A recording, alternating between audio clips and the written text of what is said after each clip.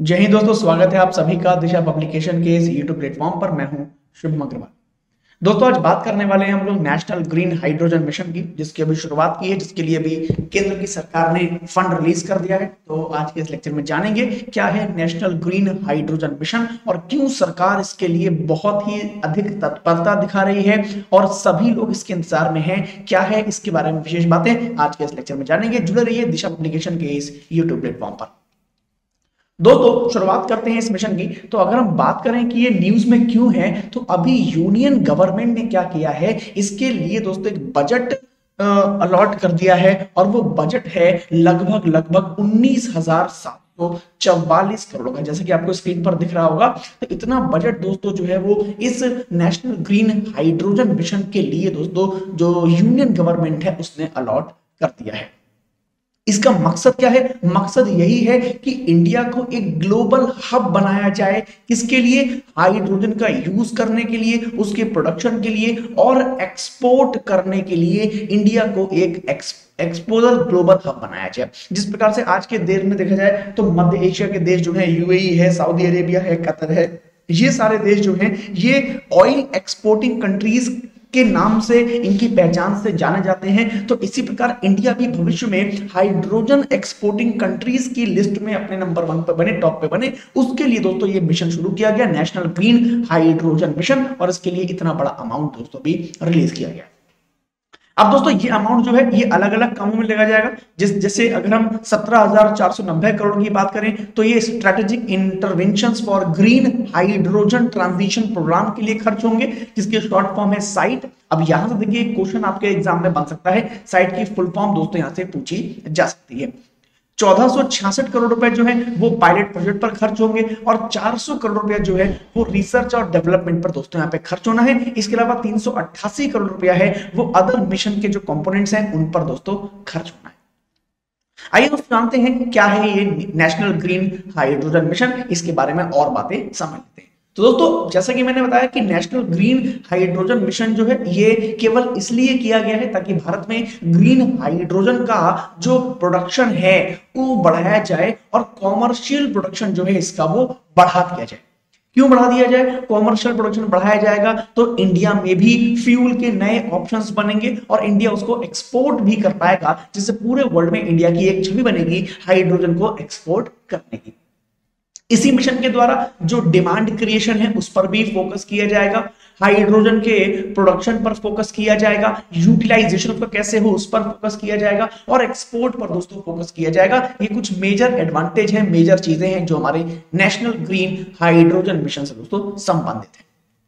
दोस्तों अगर हम बात करें इस मिशन की तो यहां पर कुछ बातें याद करने वाली हैं कि जैसे इसी मिशन के अंतर्गत 2 सब स्कीम्स भी हैं। जैसा कि मैंने आपको बताया सब स्कीम्स के रूप में यहां पर जो एक साइड प्रोग्राम है ये मैंने आपको पहले बताया कि इस पर काम होना है। इसके लिए भी करीब 17,000 का फंड यहां पर दिया गया है। और इसके अलावा जो डोमेस्टिक मैन्युफैक्चरिंग है इलेक्ट्रोलाइजर्स की और जो ग्रीन हाइड्रोजन को प्रोड्यूस करने में सहायता करेंगे तो उसको बनाने का भी काम दोस्तों इसी मिशन के तहत किया जाएगा, जिससे भारत में हाइड्रोजन को केवल एक्सपोर्ट ना किया जाए बल्कि हाइड्रोजन को बनाया भी जाए, इसे यूज भी किया जाए और इसके एक्सपोर्टर की तरह भारत की जो है पहचान बनाई जाए। साथ ही साथ इसी मिशन के अंतर्गत ग्रीन हाइड्रोजन हब्स का भी निर्माण किया जाएगा, जो कि दोस्तों हाइड्रोजन के डेवलप्ड एक मार्केट होंगे, डेवलप्ड होगा उनका इंफ्रास्ट्रक्चर ताकि वो हाइड्रोजन को डेवलप कर सके, उनको बना सके, उसको प्रोड्यूस कर सके। लार्ज स्केल का प्रोडक्शन दोस्तों करना है तो हमें इस प्रकार के रीजनल और स्टैटिक हब्स बनाने ही होंगे, तभी हम लोग हाइड्रोजन को डेवलप कर पाएंगे, उसको प्रोड्यूस कर पाएंगे और उसका यूज और उसको एक्सपोर्ट दोस्तों कर पाएंगे। ठीक है ना? तो इसके लिए सरकार यहाँ पे काम कर रही है इस मिशन के अंतर्गत।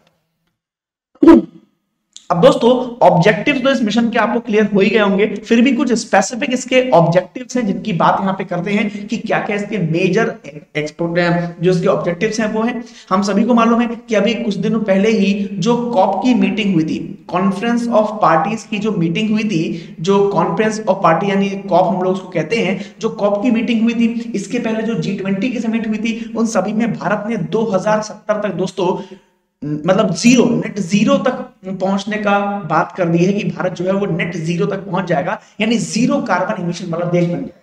उसके लिए भारत को जरूरी है कि वो अपने जो ऑप्शन है उस पर काम करना शुरू करे, जो फॉसिल फ्यूल के ऑप्शन है उस पर काम करना शुरू करे। और उस केस में ये हाइड्रोजन मिशन दोस्तों बहुत काम में आने वाला है, क्योंकि सरकार का ऑब्जेक्टिव है कि इसके द्वारा जो 5 million metric ton per annum की जो कैपेसिटी है हाइड्रोजन के प्रोडक्शन की, वो इंडिया को हासिल हो जाए, जिसके द्वारा दोस्तों रिन्यूएबल एनर्जी कैपेसिटी हमें हासिल होगी, जो कि 125 गीगावाट तक हो जाएगी 2030 तक। यानी 2030 तक भारत 125 गीगावाट तक की जो रिन्यूएबल एनर्जी है वो हाइड्रोजन फ्यूल्स दोस्तों पैदा करने वाला देश बन सकेगा।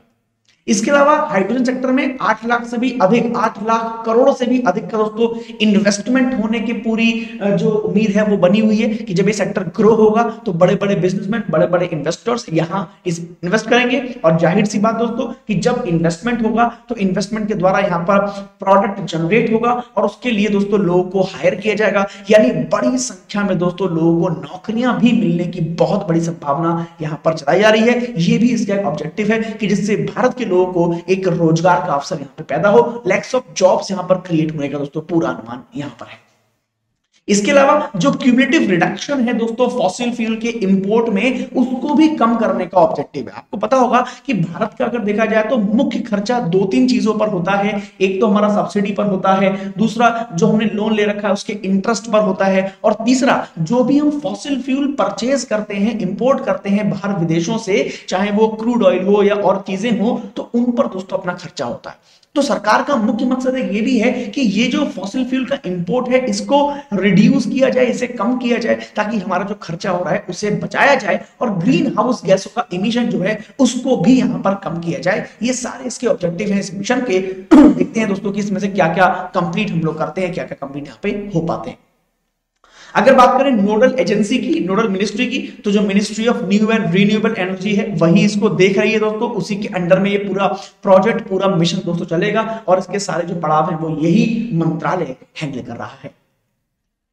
सिग्निफिकेंस की बात करें तो आपको इसके ऑब्जेक्टिव देख के सिग्निफिकेंस समझ में आ गए होंगे कि नेशनल ग्रीन हाइड्रोजन मिशन के क्या सिग्निफिकेंस है। सबसे पहले तो डीकार्बनाइजेशन, जो कि बहुत जरूरी है, इस समय के लिहाज से बहुत जरूरी है, सभी देशों को करना चाहिए। तो वो दोस्तों यहां पर होगा, चाहे वो इंडस्ट्री का हो, चाहे वो मोबिलिटी और एनर्जी सेक्टर्स का हो, इन सभी सेक्टर्स का डीकार्बनाइजेशन होगा, यानी ये जो कार्बन उत्सर्जन करते हैं उसमें कमी आएगी। दोस्तों विकास करने के लिए क्या जरूरी है भाई, देखिए डेवलप होने के लिए हमें नई तकनीक की जरूरत पड़ती है, नई तकनीक के लिए हमें ऊर्जा खपत करनी पड़ती है ना। तो ऊर्जा खपत जितनी क्लीन होगी हम उतनी ही ज्यादा डेवलप्ड बन जाएंगे। तो हाइड्रोजन फ्यूल के निर्माण से क्या होगा, जो हमारी इंडस्ट्री है वो दोस्तों क्लीन एनर्जी पर बेस्ड होगी, जिससे खर्चा और प्रदूषण दोनों ही दोस्तों कम होने के पूरे पूरे अनुमान है।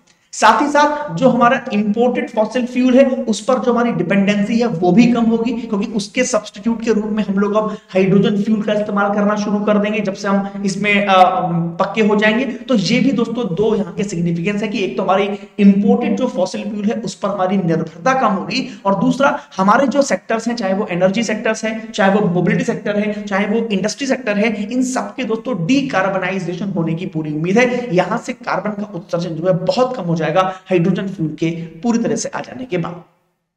साथ ही साथ इंप्लॉयमेंट तो जनरेट होना ही है, इंप्लॉयमेंट तो अपॉर्चुनिटीज मिलनी ही मिलनी है। जब इतना लंबा चौड़ा इन्वेस्टमेंट यहां पर होना है तो इन्वेस्टमेंट को फुलफिल करने के लिए, यूज करने के लिए यहां पर लेबर को हायर किया ही जाएगा, तो वहां से जो जॉब अपॉर्चुनिटीज है वो भी बढ़ने वाली हैं। और साथ में जो नई टेक्नोलॉजीज है दोस्तों वो बहुत तेजी से बनने वाली है। हम सभी जानते हैं कि जब भी हमारे रहन सहन में कोई भी चेंजेस आते हैं तो उसके साथ साथ बहुत सारी नई टेक्नोलॉजीज दोस्तों आ जाती हैं। जैसे मैं एक छोटा सा एग्जांपल दूंगा कि इंडिया में आज से कुछ वर्ष पहले तक इंटरनेट जो था वो बहुत महंगा हुआ करता था। हम सभी ने 250-300 रुपए के रिचार्ज कराए होंगे महीने भर की 1 GB की डेटा के लिए, वो भी 2G डेटा के लिए। लेकिन उसके बाद अब दोस्तों डेटा इतना सस्ता हो गया है, हम लोग रिचार्ज कराते हैं, उसमें हम डेली जो है 1 GB 2 GB 3 GB की डेटा उसमें मोबाइल डेटा में यूज कर लेते हैं। और अब तो वाईफाई कनेक्शन इतना आसान हो गया है, इतना सस्ता हो गया है कि लोग वाईफाई कनेक्शन यूज कर रहे हैं जिसमें वो अनलिमिटेड डेटा का यूज करते हैं। अब देखिए हमारे रहन सहन में एक केवल इंटरनेट का यूज हुआ ज्यादा, तो वहां से कितनी सारी टेक्नोलॉजी जनरेट हो गई। आपने देखा कि कोरोना काल में पूरा का पूरा जो एजुकेशन सेक्टर था वो पूरा का पूरा ऑनलाइन हो गया है ना। अभी घर बैठे हमको क्लासेस मिल रही हैं, घर बैठे हम लोग पढ़ रहे हैं, जहां चाह रहे हैं वहां क्लासेस मिल रही हैं, ठीक है ना। बहुत सारी कंपनीज ने अपने एम्प्लॉइज को वर्क फ्रॉम होम का एक नया चलन चल गया, जिससे कि एम्प्लॉय अभी बिल्कुल फ्री है ना। पहले क्या था, ऑफिस में बैठने की बाध्यता थी, अभी वो केवल फ्री है, वो कहीं भी बैठकर अपना काम जो है वो कर सकता है। तो ये चीज होती है। इसी प्रकार जैसे हाइड्रोजन फ्यूल हमारी लाइफ में आ जाएगा, डेली लाइफ में आ जाएगा, तो भी दोस्तों बहुत सारी नई टेक्नोलॉजीज हैं जो आएंगी, जिनका फायदा हमारी डेली लाइफ में दोस्तों देखने को मिलेगा। दोस्तों की पोटेंशियल की अगर बात करें तो जैसा कि हम देख रहे हैं कि भाई ऑब्जेक्टिव सिग्निफिकेंस देख के हम समझ गए होंगे कि भाई इस हाइड्रोजन मिशन के अंदर कितना ज्यादा पोटेंशियल है, हम कितने ज्यादा बड़े लेवल पर काम कर सकते हैं, एनवायरनमेंट के लिए भी, अपनी एनर्जीज के लिए भी, और दोस्तों अपने जो बाकी सेक्टर्स हैं उनके लिए भी। तो भारत की अगर बात करें तो भारत में बहुत ही ज्यादा फेवरेबल जियोग्राफिक लोकेशन पर भारत है। क्यों? क्योंकि भारत दोस्तों ईस्ट में है और यहां पर भूमध्य रेखा से भी दूरी भारत की बहुत कंफर्टेबल है, जहां पर सूर्य का प्रकाश बहुत ज्यादा अवस्था में मिलता है। जैसे कि बहुत सारे देश हैं जिनकी लोकेशन ऐसी है जहां पर सूर्य का प्रकाश इतना अच्छा नहीं मिलता। जैसे अगर हम बात करें यूरेशिया की, अगर हम यूरोप की तरफ जाएंगे, रशिया की तरफ जाएंगे, तो वहां पर सूर्य का प्रकाश इतना अच्छा नहीं मिलता। भूमध्य रेखा से जितनी दूरी बढ़ेगी, पोल्स की तरफ जितनी दूरी बढ़ेगी, उतना ही सूर्य का प्रकाश कम हो जाएगा। तो भारत में सूर्य का प्रकाश अच्छा है और यहाँ पर हवाओं का जो प्रोडक्शन है वो भी अच्छा है, इसलिए यहाँ पर ग्रीन हाइड्रोजन को प्रोड्यूस करना दोस्तों बहुत ही आसान और बहुत ही बढ़िया रहने वाला है। तो ये एक बात देखने वाली है। दूसरी बात, यहां पर जो डायरेक्ट इलेक्ट्रिफिकेशन का हम लोग काम करते हैं, तो बहुत सारे इलाके ऐसे हैं जहां पर डायरेक्ट इलेक्ट्रिफिकेशन दोस्तों फीजिबल नहीं है, या तो वहां पे पॉसिबल नहीं है या फिर वहां पे बहुत महंगा पड़ता है। तो ऐसे स्थानों पर दोस्तों ग्रीन हाइड्रोजन बहुत बेहतरीन काम करने वाला है और वहां के लिए बहुत फायदा करने वाला है। इसके अलावा जो हैवी ड्यूटी है, ठीक है, लॉन्ग रेंज ट्रांसपोर्ट है, या बहुत सारे इंडस्ट्रियल सेक्टर्स हैं, लॉन्ग टर्म स्टोरेज है, पावर सेक्टर्स में है, तो वो सारे सेक्टर्स दोस्तों ऐसे हैं जहां पर हाइड्रोजन फ्यूल दोस्तों बहुत काम में आने वाला है। इसका यूज हम बहुत बड़े पैमाने पर यहाँ पे कर सकते हैं, ठीक है ना। इसके अलावा जो हमारे रीजनल हब्स हैं उनको दोस्तों क्रिएट करने में बहुत फायदा करेगा। जो हाई वैल्यूज हमारे ग्रीन प्रोडक्ट्स हैं उनकी एक्सपोर्ट में हम लोग आगे बढ़ सकते हैं अगर हमने इसको बढ़िया कर लिया तो बहुत सारा पोटेंशियल यहाँ पे देखने को मिल जाता है इस हाइड्रोजन मिशन के साथ। दोस्तों एक्सपेक्टेड मिशन के आउटकम्स मैंने पहले ही आपको बताया कि हमने कुछ एक्सपेक्टेड करे हैं, जैसा कि ग्रीन हाइड्रोजन के प्रोडक्शन से हम लोग करीब करीब 5 मिलियन मेट्रिक टन की जो पर एनम की एक कैपेसिटी है वो जनरेट करेंगे, ताकि इतनी एनर्जी हमें जो है वो मिल पाए। इसके साथ साथ रिन्यूएबल एनर्जी कैपेसिटी जो है वो 2030 तक 125 गीगावाट तक करने का हमारा जो है वो लक्ष्य यहां पर है। ये हमें प्राप्त हो सकता है अगर हम हाइड्रोजन पर बेस दोस्तों आ जाते हैं। 8 लाख करोड़ रुपए से भी ज्यादा का दोस्तों यहां पर इन्वेस्टमेंट होगा। 6 लाख से भी ज्यादा जॉब्स क्रिएट होंगी 2030 तक। ये 6 लाख जॉब दोस्तों बिल्कुल डायरेक्ट जॉब है जो डायरेक्टली क्रिएट होती है। हम सभी को मालूम है कि किसी भी पैमाने पर अगर हम काम करें तो अगर एक जॉब क्रिएट होती है डायरेक्ट, तो कम से कम 2 या 3 जॉब ऐसी होती हैं जो अनडायरेक्टली क्रिएट होती हैं, अनडायरेक्टली डेवलप होती हैं। तो 6 लाख जॉब ये ऐसी हैं जो डायरेक्टली हाइड्रोजन मिशन से क्रिएट होंगी, और इसके साथ साथ जो इनडायरेक्टली जॉब्स हैं उनकी संख्या दोस्तों लाखों में पहुंच जाएगी और वो भी डेवलप होगी। 1 लाख करोड़ रुपए करीब बचने का हमारा अनुमान है। फॉसिल फ्यूल का इंपोर्ट अगर हम कम करेंगे हाइड्रोजन फ्यूल को लाकर, तो उससे 1 लाख करोड़ रुपए दोस्तों करीब करीब हमारा बचेगा। और इसके अलावा करीब करीब 50 मिलियन मैट्रिक टन का जो ग्रीन हाउस गैस इमिशन है वो भी हम लोग कम कर चुके होंगे 2030 तक, अगर हाइड्रोजन मिशन दोस्तों हमारा कामयाब यहाँ पे हो जाता है, ठीक है ना। तो ये काफी सारे एक्सपेक्टेड मिशन आउटकम मैंने आपको बताए जो आपको यहाँ पे ध्यान रखने हैं। अब इंडिया की अगर बात करें कि इंडिया अभी तक इस मिशन के अंतर्गत किस स्टेटस पे पहुंचा है, या भारत का जो स्टेटस है वो इस समय क्या है, जरा उसकी भी एक बार बात यहां पे कर लेते हैं। तो अगर इंडिया की बात करें दोस्तों, तो इंडिया तेजी से इसमें अपने मिशंस को, अपने प्रोजेक्ट्स को आगे बढ़ा रहा है। और भारत की जो सरकारी कंपनियां हैं, जो प्राइवेट कंपनीज हैं, और भारत की सरकार जो है वो विभिन्न राज्यों की सरकार से मिलकर बहुत तेजी से काम जो है यहाँ पर बढ़ा रही है। क्या क्या काम कर रही है? सबसे पहले अगर देखा जाए तो भारत ने भी क्या करा है, non fossil fuel energy capacity को 500 गीगावाट तक दोस्तों रखने का लक्ष्य रखा है। भारत ने अपना एक ऑब्जेक्टिव सेट कर लिया है कि 2030 तक हम कम से कम 500 गीगावाट एनर्जी कैपेसिटी जो है वो नॉन फॉसिल्स फ्यूल्स से ले लेंगे, यानी नॉन फॉसिल एनर्जी जनरेट करना शुरू कर देंगे 2030 तक 500 गीगावाट। इसके अलावा जो ऑयल इंडिया लिमिटेड है उसने भी क्या किया है, उसने दोस्तों कमीशन किया है भारत का पहला 99% प्योर हाइड्रोजन प्लांट लगाया है, वो असम के जोरहाट में दोस्तों लगा दिया है, जो 99% प्योर हाइड्रोजन दोस्तों प्रोड्यूस कर रहा है, जनरेट कर रहा है, ये पूर्वी असम के जोरहाट में दोस्तों प्लांट लगा दिया गया है। इसके अलावा भारतीय कंपनी एनटीपीसी ने सूरत के कवास इलाके में क्या किया है, अभी इंडिया का पहला ग्रीन हाइड्रोजन ब्लेंडिंग ऑपरेशन दोस्तों शुरू कर दिया गया है पाइप्ड नेचुरल गैस के नेटवर्क में। यानी इसके द्वारा जो हाइड्रोजन है, ग्रीन हाइड्रोजन है, वो पाइप्ड नेचुरल गैस के द्वारा दोस्तों हमें प्राप्त हो रही है और उसमें ब्लेंड करके लोगों तक पहुंचाई जा रही है, जो एक अच्छा विकल्प दोस्तों बन गया है हमारे समाज में इस फ्यूल का। इसके अलावा अगर बात करें दोस्तों तो भारत में petroleum and natural gas regulatory board है, उसने भी यहां पर अप्रूवल दिया है 5% ब्लेंडिंग का ग्रीन हाइड्रोजन को विद पीएनजी। पीएनजी मतलब नेचुरल गैस, जो हमारे घरों में पाइप के थ्रू गैस इस समय आ रही है, उस गैस में 5% तक हाइड्रोजन, ग्रीन हाइड्रोजन को मिक्स करने का दोस्तों यहां पर जो है वो परमिशन दे दी गई है। इसको आगे 20% तक भी बढ़ाने का प्रोग्राम है, बट अभी 5% दिया गया है, देखेंगे इसके क्या क्या परिणाम निकलते हैं, उसके बाद 20% तक हम बढ़ाएंगे। साथ साथ पुणे म्यूनिसिपल कॉर्पोरेशन दोस्तों अभी कोलैबोरेट किया है, ठीक है, बिजनेस मैनेजमेंट कंसल्टेंट है ग्रीन बिलियंस, इनके साथ दोस्तों कोलैबोरेट किया है, क्या करने के लिए, मैनेज करने के लिए waste and generate it into usable green hydrogen.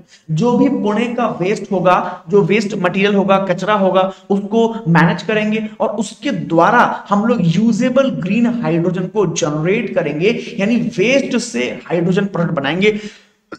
इसके लिए पुणे म्यूनिसिपल कॉर्पोरेशन ने अभी दोस्तों कोलैबोरेट किया है द ग्रीन बिलियंस नामक कंपनी से। तो ऐसा नहीं कि भारत काफी सारे प्रोग्राम कर रहा है, काफी सारे प्रोग्राम बना रहा है जिससे ग्रीन हाइड्रोजन में हमें मदद मिलनी चाहिए, लेकिन फिर भी दोस्तों कुछ चैलेंजेस अभी हैं जो इंडिया के सामने हैं। देखते हैं दोस्तों क्या क्या चैलेंजेस हैं। सबसे पहला चैलेंज जो है वो है नेशनल स्टेज ग्लोबली। जो ग्रीन हाइड्रोजन है दोस्तों, उसका डेवलपमेंट जो है वो क्या है, अभी नेशनल स्टेज में है, मतलब अभी इतना कोई देश उस पर प्रेफर कर नहीं रहा, इतना कोई ध्यान दे नहीं रहा, बहुत ही शुरुआती चरणों में वो है। जबकि इंडिया की बात करें तो इंडिया ने यहां पर एक लीड जरूर बना के रखी हुई है, मेजर प्रोड्यूसर भारत जरूर बन गया है, बट अभी भी भारत जो है नेसेसरी जो इंफ्रास्ट्रक्चर है उसको डेवलप नहीं कर पाया है, और इसीलिए हाइड्रोजन प्रोजेक्ट जो है वो अभी चल रहा है लेकिन इतनी तेजी से आगे दोस्तों नहीं बढ़ पा रहा। तो यहां पर भारत सरकार को और भारत की कंपनीज को जरूरत है कि वो हाइड्रोजन फ्यूल्स को बढ़ाने के लिए एक जबरदस्त इंफ्रास्ट्रक्चर को डेवलप करें, एक नेटवर्क को डेवलप करें, ताकि बहुत ही आसानी से हम लोग इसको आगे के दौर में डेवलप कर सकें। दूसरा जो इकोनॉमिक सस्टेनेबिलिटी है दोस्तों, वो यहाँ पे चैलेंज बन के जरूर आई है, क्योंकि सबसे बड़ा चैलेंज दोस्तों यही होता है, इंडस्ट्री का सबसे बड़ा चैलेंज यही है कि हाइड्रोजन को कॉमर्शियल अगर यूज करना है तो उसकी इकोनॉमिक सस्टेनेबिलिटी दोस्तों होनी चाहिए। यानी ग्रीन हाइड्रोजन को एक्सट्रैक्ट करना, इसको बनाना, इसको प्रोड्यूस करना, ये पूरा प्रोसेस आसान और सस्ता और इकोनॉमिक रहना चाहिए। अगर बहुत महंगा पहुंच गया तो फिर दोस्तों काम में नहीं आएगा, तो फिर ये बेकार हो जाएगा। और अभी इंडियन गवर्नमेंट, इंडियन साइंटिस्ट और इंडियन जो कंपनीज हैं वो इसी पर काम कर रहे हैं कि भाई हाइड्रोजन को बनाना जो है वो बहुत आसान और सस्ता हो जाए, ताकि उसका प्रयोग अच्छे से और डेली लाइफ में नॉर्मल इंसान भी कर पाए। ठीक है, उसको अवेलेबल तभी कराया पाएगा जब उसकी जो है वो कंडीशन सही होगी, वरना वो बहुत महंगा हो जाएगा और हमारे काम में नहीं आएगा। दोस्तों हाइड्रोजन की ये बात पूरी आपको समझ में आई है। अब एक बार हाइड्रोजन पर निगाह डालते हैं कि भाई हाइड्रोजन जो है वो फ्यूल के रूप में क्यों हम लोग इतनी बात करते हैं कि वो उसका इस्तेमाल फ्यूल के रूप में करना चाहिए। सबसे पहली बात तो ये कि मोस्ट कॉमन एलिमेंट है नेचर में, नेचर में बहुत मोस्ट कॉमन है, बहुत आसानी से मिल जाता है और हमेशा कॉम्बिनेशन में मिलता है, हमेशा अदर एलिमेंट के साथ एक कॉम्बिनेशन मिलता है, उसको वहां से एक्सट्रैक्ट करना पड़ता है। चाहे वो वाटर की बात कर लें, जैसे वाटर है H2O, तो उसमें से हमें H2 यानी हाइड्रोजन जो है वो निकालना पड़ेगा। ठीक है, अब वाटर का तो हमारे पास मालूम है हमें बहुत बड़ा संग्रह है ना, 3 मतलब अगर पृथ्वी की बात करी जाए तो 75% जो है पानी है वो, है ना, तो उसका यूज हम लोग यहाँ पे कर सकते हैं। दूसरी बात, हाइड्रोजन जो है वो एक क्लीन फ्यूल सोर्स है, हाइड्रोजन को जलाने पर किसी भी प्रकार का कोई प्रदूषण दोस्तों नहीं होता, किसी प्रकार का कोई पॉल्यूशन नहीं होता, इसलिए इसको क्लीन फ्यूल के रूप में देखा जाता है और इसीलिए इसकी बात की जाती है। बहुत पहले से बात हो रही है, लेकिन अभी अगर बात करें तो अभी हाइड्रोजन फ्यूल की बात केवल इसलिए हुई है क्योंकि दोस्तों जो ऑयल के प्राइस है वो बहुत तेजी से बढ़ रहे हैं, है ना। उसके बाद हाइड्रोजन से इसको रिप्लेस करने की बात दोस्तों सीरियसली यहां पर लोग अब कर रहे हैं, पहले इतनी बात नहीं करते थे। अभी 3 कार मेकर्स हैं, होंडा, टोयोटा और hyundai, इन्होंने भी दोस्तों क्या किया है, एक मूव लिया है कॉमर्शलाइज करने के लिए इस टेक्नोलॉजी को, और उस पर वो काम कर रहे हैं और आगे देख रहे हैं, ठीक है। तो ये कुछ चीजें हैं दोस्तों आपको ध्यान करनी है। अंत में दोस्तों एक चीज और बता दें आपको कि हाइड्रोजन भी 3 प्रकार की होती है, एक होती है ग्रे हाइड्रोजन, एक होती है ब्लू हाइड्रोजन, एक होती है ग्रीन हाइड्रोजन, ठीक है। अब इसमें जो ग्रे हाइड्रोजन है ये फॉसिल फ्यूल से ही प्रोड्यूस होती है। आपको बता दें कि जो हमारी ग्रे हाइड्रोजन है ये फॉसिल फ्यूल से ही प्रोड्यूस होती है, और यहां पे बहुत सारा हाइड्रोजन जो है वो जनरेट अभी भी किया जा रहा है, कॉन्स्टिट्यूट किया जा रहा है। लेकिन यहां से क्यों, क्योंकि फॉसिल फ्यूल से है तो थोड़ा बहुत प्रदूषण तो क्रिएट ये करेगी। दूसरी होती है ब्लू हाइड्रोजन, ये भी फॉसिल फ्यूल से ही क्रिएट होती है with carbon capture and storage option, यानी इसको स्टोर कर सकते हैं, लेकिन ये भी प्रदूषण तो थोड़ा सा फैलाती है। बट जो ग्रीन हाइड्रोजन है ये इलेक्ट्रोलायर्स का प्रयोग करके दोस्तों बनाई जाती है रीन्यूएबल सोर्सेज से, इसलिए ये किसी भी तरीके से दोस्तों क्या है कि जो है किसी भी तरीके से ये पॉल्यूशन क्रिएट नहीं करती है, बिल्कुल जो है प्योर फॉर्म में रहती है, इसलिए इसका प्रयोग यहां पर किया जाता है। दोस्तों मुझे उम्मीद है कि आपको ये पूरा टॉपिक समझ में आया होगा, नेशनल ग्रीन हाइड्रोजन मिशन, इसकी खूबियां समझ में आई होंगी, क्या चैलेंजेस हमारे सामने हैं वो भी समझ में आया होगा, और यहाँ पर आपको बहुत सारी और चीजें समझ में आई होंगी। तो मुझे उम्मीद दोस्तों कि ये लेक्चर आपको पसंद आया होगा। आज के लेक्चर में इतना ही रखता हूं, मैं मिलूंगा आपसे नेक्स्ट लेक्चर में नेक्स्ट किसी बढ़िया टॉपिक के साथ। तब तक के लिए मुझे विदा करिए, तब तक के लिए मुझे आज्ञा दीजिए, मैं आप सभी से मिलूंगा नेक्स्ट टॉपिक में। आप सभी लोग दिशा पब्लिकेशन के इस प्लेटफॉर्म को सब्सक्राइब जरूर कर लीजिए, इस यूट्यूब प्लेटफॉर्म को, ताकि आपको नई वीडियोस तुरंत मिलती रहे, और सब्सक्राइब करके बेल आइकन को जरूर दबा दीजिएगा। मैं मिलूंगा नेक्स्ट वीडियो में, तब तक आपसे विदा लेता हूं। आप सभी को मेरा नमस्कार, आप सभी को मेरा जय हिंद।